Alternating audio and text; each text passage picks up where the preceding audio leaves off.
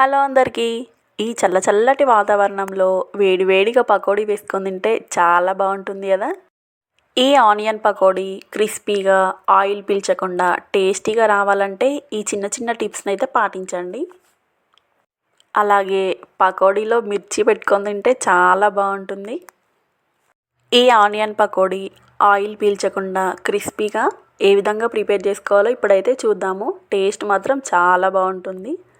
దీనికోసం ముందుగా ఒక మిక్సింగ్ బౌల్ని అయితే తీసుకొని అందులో ఒక పెద్ద సైజు 2-3 ఆనియన్స్ని అయితే తీసుకోండి. తీసుకున్న తర్వాత వాటిని అయితే ఈ విధంగా పొడుగ్గా కట్ చేసి ముందుగా చేత్తో అయితే ఈ విధంగా నలుపుకోండి.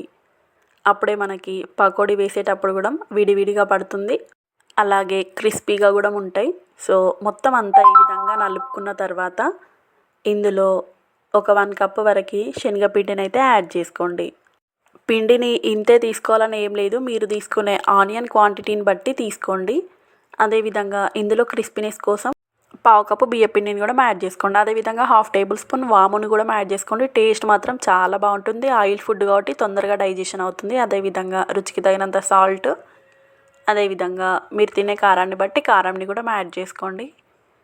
యాడ్ చేసుకున్న తర్వాత దీన్ని అయితే మొత్తం ఈ విధంగా కలుపుకోండి. మనకి ఈ పిండి అనేది ఆనియన్స్కి అయితే పట్టుకోవాలి. ఆ విధంగా కలిపిన తర్వాత కొంచెం వాటర్ని అయితే యాడ్ చేసుకుంటూ ఈ విధంగా కలపండి. ఇందులో మనకి వాటర్ అయితే ఎక్కువేం పట్టవు, కొంచెమే పడతాయి కాబట్టి కొన్ని యాడ్ చేసుకుంటూ కలుపుకోండి. చూడండి, మనకి పిండి ఈ విధంగా ఉండాలి, మరీ లూజ్గా అయితే ఉండకూడదు. మొత్తం ఈ విధంగా కలుపుకోండి. చూడండి, పిండి ఈ విధంగా ఉంటే సరిపోతుంది. మనకి లూజ్ అయిందంటే మాత్రం ఆయిల్ అయితే బాగా లాగేస్తుంది.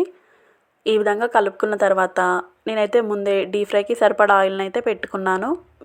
ఆయిల్ మంచిగా హీట్ అయిన తర్వాత వీడియోలో చూపిస్తున్న విధంగా ఈ విధంగా విడివిడిగా అయితే వేసుకోండి. అప్పుడే మనకి ఈ పకోడీ అనేటువంటిది చాలా క్రిస్పీగా టేస్టీగా అయితే ఉంటుంది.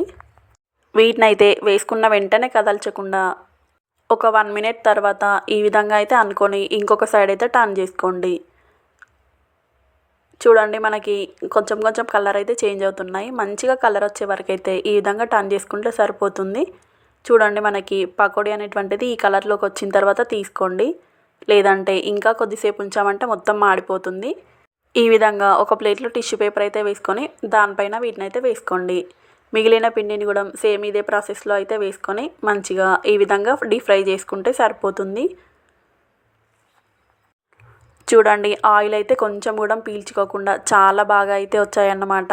టేస్ట్ కూడా చాలా బాగుంటుంది. తప్పకుండా అయితే ట్రై చేయండి. Thank you for watching.